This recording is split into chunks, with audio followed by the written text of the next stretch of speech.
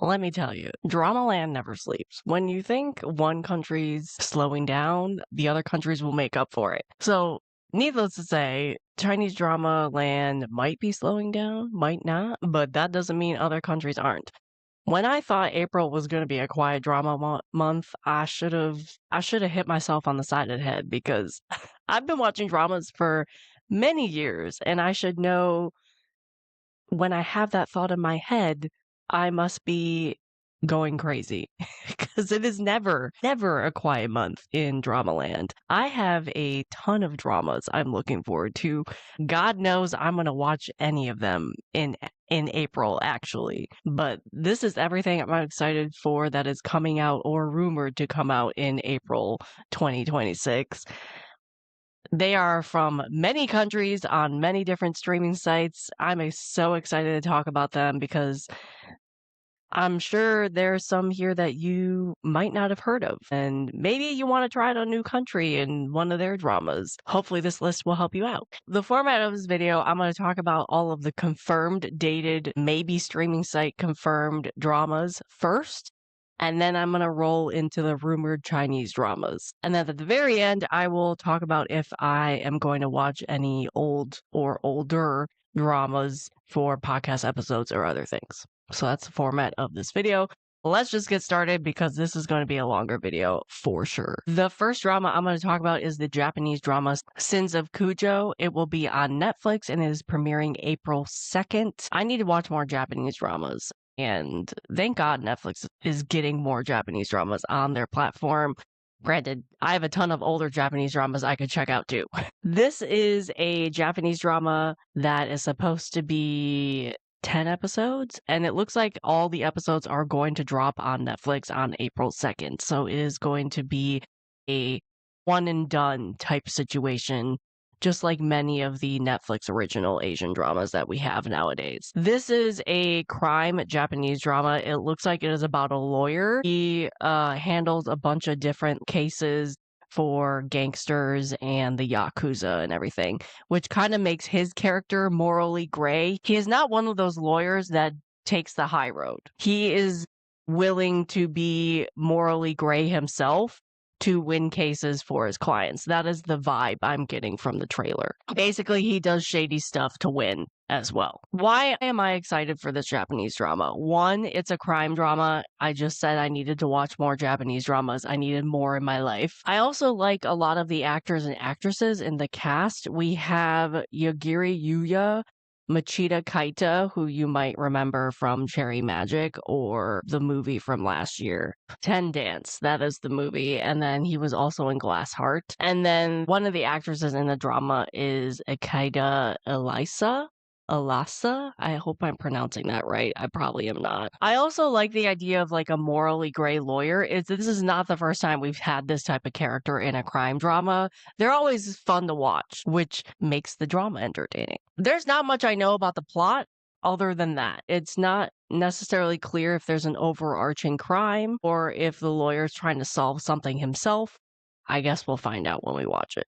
But that is Sins of Kujo. Next up, I'm going to talk about Agents from Above. This is a Taiwanese drama also going to Netflix and also will be out April 2nd. I think it's 6 episodes, and it looks like this will also be dropping all the episodes on Netflix that day. This randomly popped up on Instagram, I think, for me. I think the trailer with no subs came across my feed and it immediately attracted my attention. I had no idea what this drama was about, and it took me a while to figure out the title so I could look it up. I love Taiwanese dramas, and there's not many that I have seen. I have a lot in my backlog.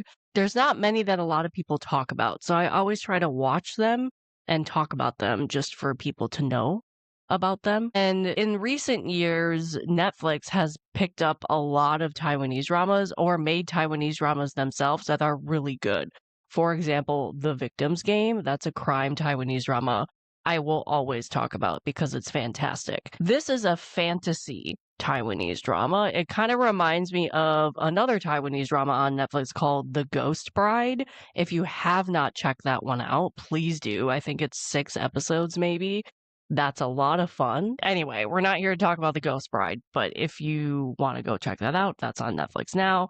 Agents from Above apparently is about a main character who is a spirit medium, and they supposedly are supposed to serve this third crown prince who is a mythical being to atone for a childhood mistake that he made. So he has to go about the human world solving supernatural problems for spirits. And along the way, he meets a detective and other characters. The detective can see spirits himself, and they kind of team up to solve supernatural problems.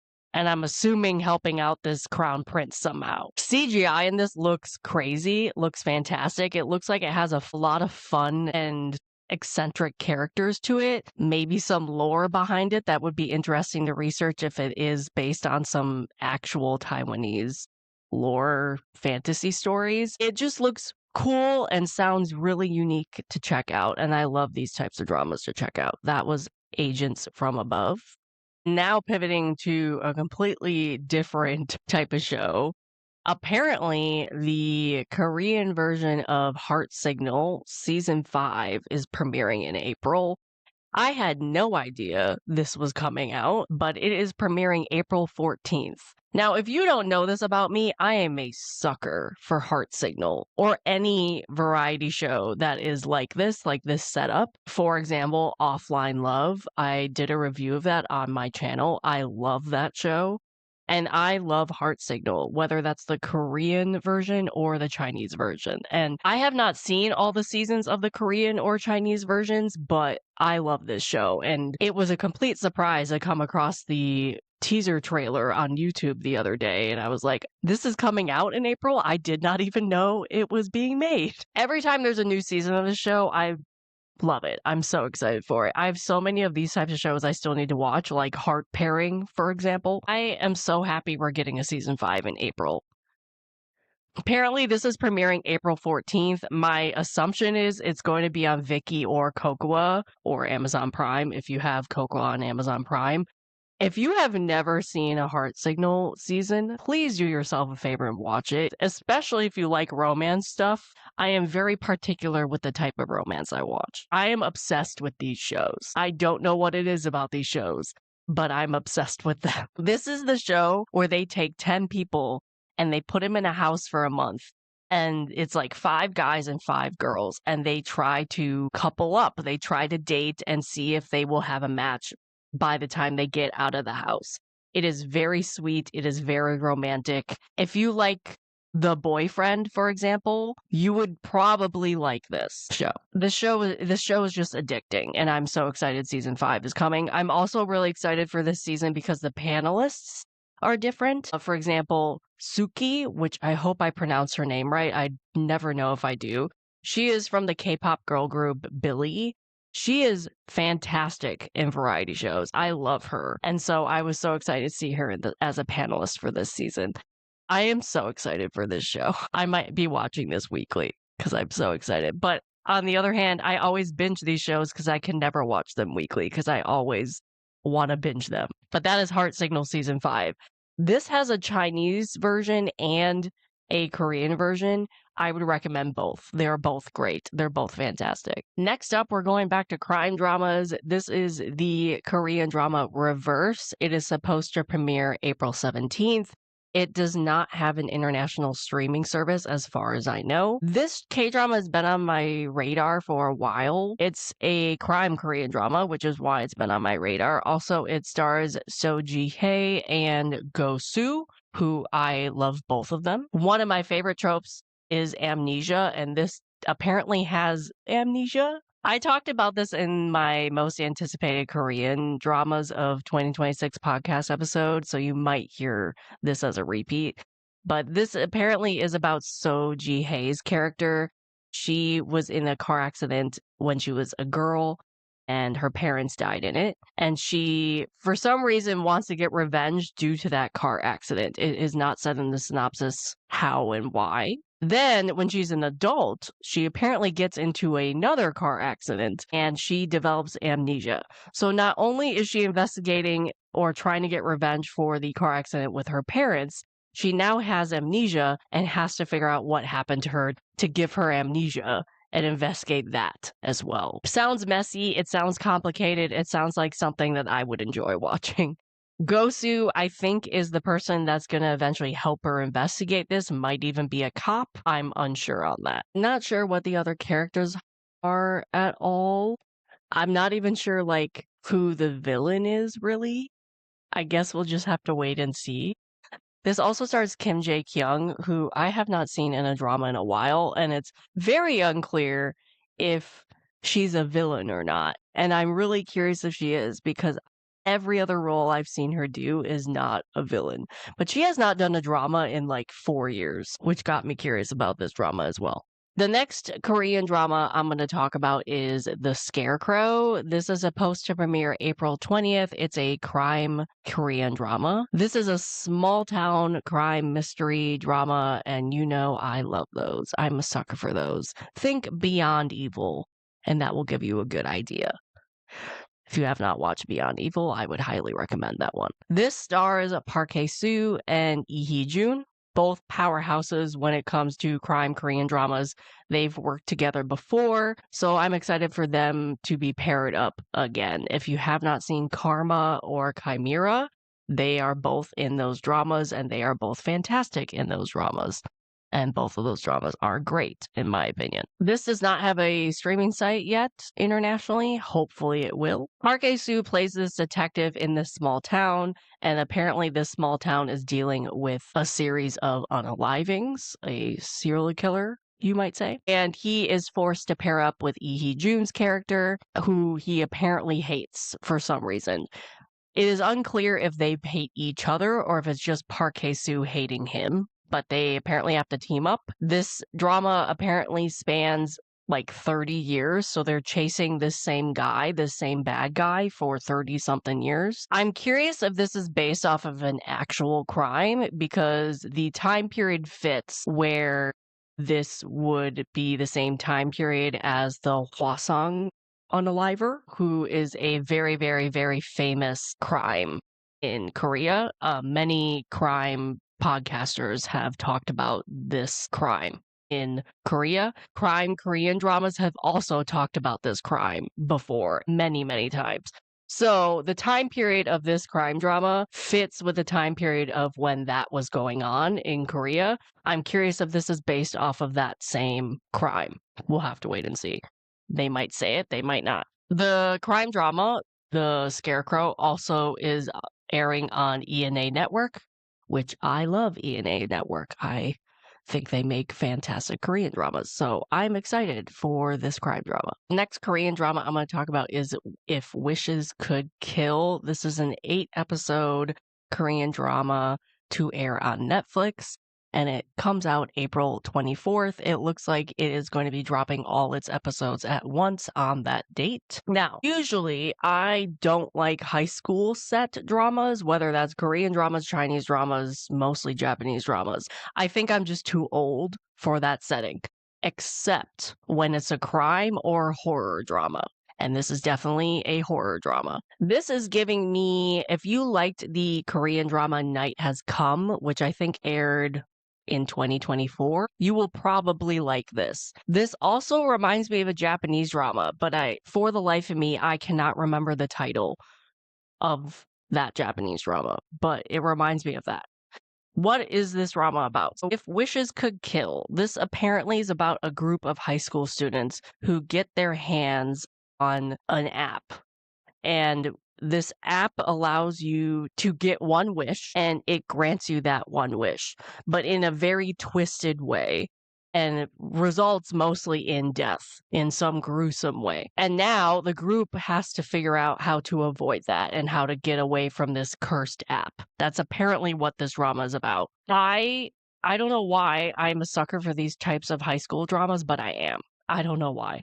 Also, I like the fact with these high school dramas, there might be like 1, maybe 2 people in the cast that are known, that are well known. But a lot of times with these high school dramas, there's a lot of newcomers that come into play. And it allows fresh faces to come into the Korean drama market and possibly make a name for themselves. It has happened with a lot of the popular younger actors nowadays. like the actor Cha Woo-min, he was in Night Has Come and actually made a name for himself being the villain, the bully in these types of dramas like Weak Hero or Study Group. And now he is becoming a more well-established actor and can be recognized for bigger roles like Spirit Fingers or Study Group or Buried Hearts, for example. But he really made a name for himself in this like bully high school setting. And so I like these types of dramas where they really pull in actors and actresses who might have not done a lot of dramas and give them a platform to try something different and not be shoehorned into a role. This cast, I've seen them, I recognize them, like Kamina, for example, but I wouldn't say they're like really, really, really famous. Anyway, so that was If Wishes Could Kill. It is a horror Korean drama. I think this is also the first type of horror Korean drama that Netflix is producing itself. So Netflix is even trying out this genre. Hopefully it works well. 8 episodes. It's an original work. Straight to Hell is a Japanese drama. It is going to air on Netflix. It premieres on April 27th, and it seems like all of the episodes will air that day. I don't know much about this Japanese drama. I've seen one trailer, but it looks interesting and it looks different than anything I've seen. It is a historical Japanese drama. It apparently is based off of a true story. It follows one woman through her life. It is about a woman who, from post-war Japan, she lives in poverty, and it is her rise from poverty to this fame that she gets. And she apparently has some very successful clubs in Ginza. And it's about her running these clubs, and then she reinvents herself, I guess, as a fortune teller. And so she gets herself on radio and TV, and she becomes this really famous person through this fortune teller stuff. And she was very influential. Like, she has a book, she has television appearances, she apparently has like a Guinness World Record, I read. The drama follows her life through 6 different decades of Japan.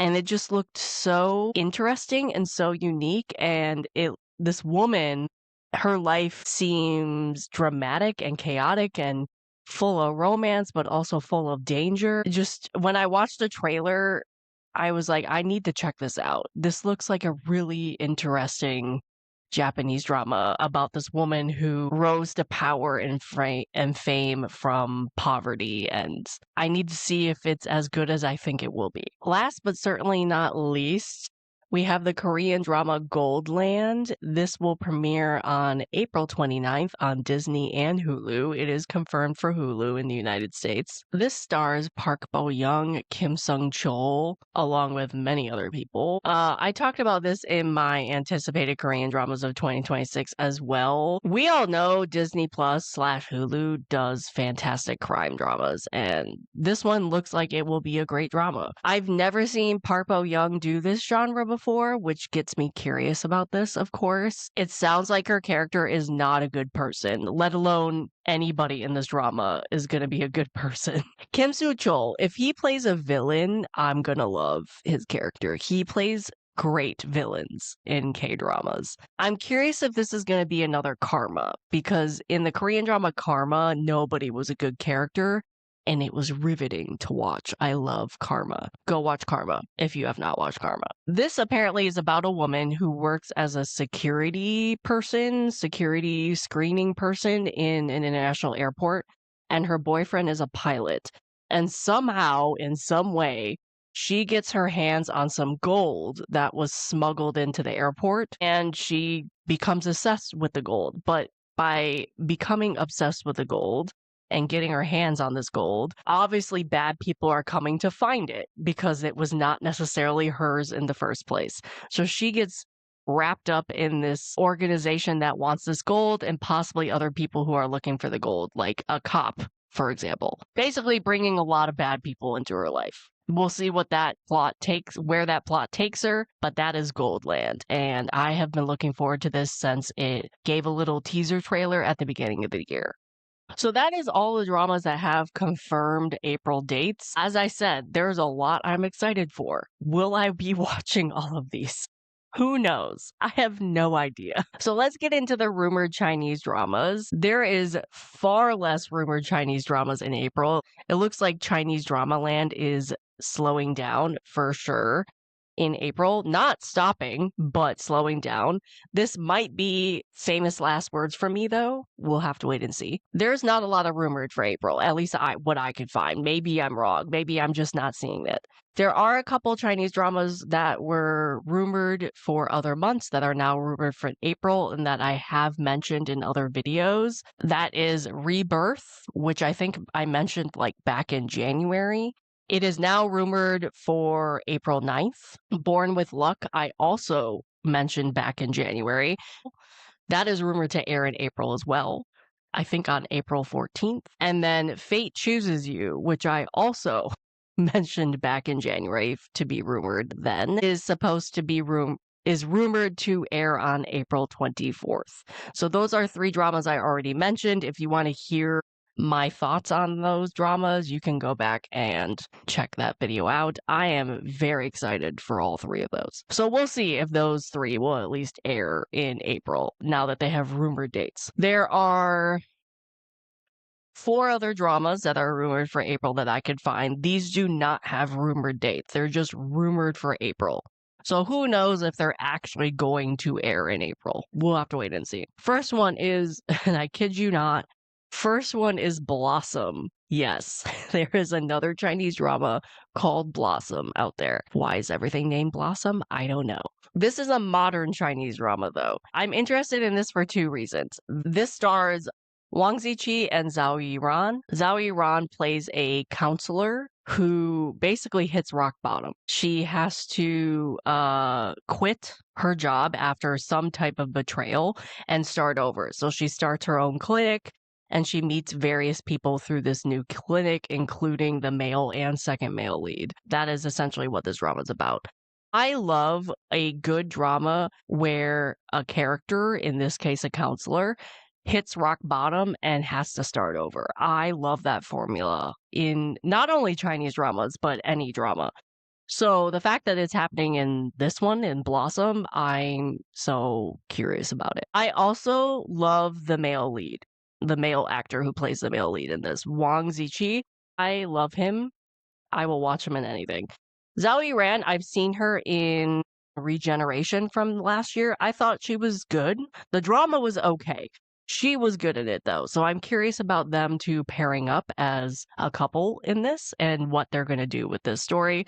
This story also seems like it might have some great dialogue and messaging around it, so that's why I have my eyes on Blossom, not to be mixed up with that other historical drama. The next Chinese drama that is rumored for April is called, and I hope I don't butcher this word, I don't actually know how to pronounce it. It is an English word called Epoch. I'm going to say Epoch. The Epoch of Miu. Apparently, that is the title. It is rumored for April. It is also a modern Chinese drama. I have a theme when it comes to Chinese dramas, specifically modern Chinese dramas, but if it happens in historical, I'll watch an historical. I gravitate towards this theme, and that is when a female lead is starting over, either professionally or romantically, or both. Just like I said with Blossom, that female lead is starting over professionally. In this one, Epoch of Miu, she, I think, is starting over at least romantically, but if not romantically and professionally. She gets divorced and becomes a room attendant in a hotel. And then she meets the male lead, who is the general manager of that hotel, and they start a romance. This is a older romance. Both the male and the female lead are in their 40s, if not 50s. I love a good older romance drama. This stars Wallace Chung, who is a veteran actor. I like him a lot. And Zuzu, I think that's how you pronounce her name. I don't think I've ever seen this woman act, but I've heard of her. Like, I've seen her and I've heard of her. And I've heard she's pretty good. I'm excited to see their pairing. This also stars Li Meng, who you might remember for The Double. Fantastic actress. So I'm curious about this one. The posters look beautiful. for this too. So that is the Epoch of Miu. Two more rumored Chinese dramas I'm going to talk about. I'm going to butcher this name. We have Fang Wang Ba Bai Mi. Does not have an English title right now. I don't know if this is actually going to air in April, but it's rumored for April. So I'm still going to talk about it. This is an adventure thriller crime drama. This stars Shukai, and apparently all of Shukai's dramas are gearing up for premieres in like the last week. I've seen so many things about his dramas. He has four or five dramas that are supposed to air in 2026. It's an adventure crime thriller drama. It has 20 episodes. It takes place in a small town in the 1990s. Apparently, it is a son and father story. Shukai obviously plays the son. I'm not quite sure what makes this a crime drama, and it is sometimes described as a psychological thriller. Apparently, there's this conflict between father and son. The father is a retired police officer or is a older police officer. He's a police officer nonetheless. And from what I get is Shukai is, I wouldn't say he's necessarily a criminal, but he's not a good guy. He's done some shady stuff in his life, which causes him to have conflict with his dad. And for some reason, he does something that can't be forgiven and gets him into a lot of trouble. That's apparently what I'm getting from the gist of this drama. That's all I know. I've also seen things where there's a possible crime that happened 10 years ago, 15 years ago that comes up again. Maybe they found a body or something. Unsure. The reason why I don't think this is going to air in April, but it's rumored, is because I'm so unsure about this plot. Usually, if it is rumored for April, we know more about it. Or if it's rumored for a new month, I should say. But I still put it here because it's apparently rumored. Last but certainly not least, we have Light to the Night. This is a recent rumor, very recent rumor. It is a 28 episode crime Chinese drama. It is apparently rumored for April because Veil of Shadows was originally rumored for April, and that apparently has been delayed again because of one of the actresses in that drama is having trouble with her agency, and the drama got delayed. So Light to the Night is apparently taking that slot. We'll see if that's true once April comes around. This apparently is supposed to air on April 1st or 2nd, if it comes true. This was filmed a long time ago, like 2 years ago, maybe 1.5, 2 years ago. And it's just been sitting there waiting to air. It's a crime drama starring Pan Yuming and Dylan Wang. Pan Yuming is a veteran Chinese drama actor, especially when it comes to crime dramas. Day and Night, probably one of the most popular crime Chinese dramas ever. He was the star in. I'm excited for him to be in this drama. Of course, we know who Dylan Wang is. I'm sure a lot of people are going to check out this drama because of Dylan Wang. It also stars Renming as the female lead. I don't know if she's a cop, but she's the female lead. This is about a newly graduated police officer, at least I'm assuming they're police officers, who teams up with an older police officer to solve the disappearance of a father and a daughter. That's all I'm getting from the synopsis. We'll have to wait and see if this one airs and what's it all about. Last but certainly not least, usually at the end of these videos, I talk about some of the dramas I plan to start due to podcast recordings or some of the older dramas I plan to start. And honestly, in April and probably May, I don't have any dramas I am planning to watch due to podcast recording, so I'm gonna probably try and get stuff off my current watch list and complete them, and then start new dramas that I've been saying I wanted to start for like 3 months now, maybe even longer. We'll see what my watch list looks like for the next 2 months, and hopefully I complete a bunch of stuff. But that is everything I'm excited for in April. Hopefully you find something on this list to check out. Let me know in the comments what you are planning to watch in April, what you're excited for. I know there's a lot of dramas out there I did not talk about. These are everything I am excited for, and I know I have particular genres that I get excited for. Let me know in the comments what you think of my list and what you're excited for April, and I'll see you in the next video.